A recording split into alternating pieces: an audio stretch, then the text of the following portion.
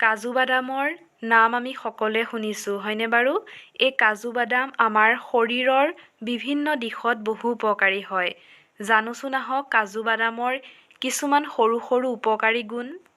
আপোনালোকে জানেনে কাজু বাদামে আমাৰ স্মৃতিশক্তি বৃদ্ধি কৰে।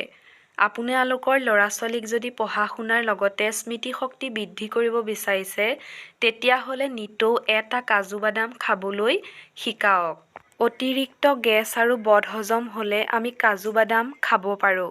কাজু বাদামে আমাৰ গেছ আৰু বদহজম কমোৱাত সহায় কৰে। লগতে আমাৰ হাড় মজবুত কৰি ৰাখে। পুৰুষৰ শক্তি দুগুণ বৃদ্ধি কৰিব পাৰে।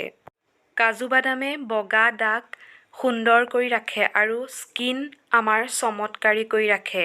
তাৰোপৰি আমাৰ শৰীৰত যেতিয়া ইউৰিক এচিডৰ মাত্ৰা কমি যায় তেতিয়া ই ইউৰিক এচিড বঢ়োৱাত সহায় কৰিব পাৰে।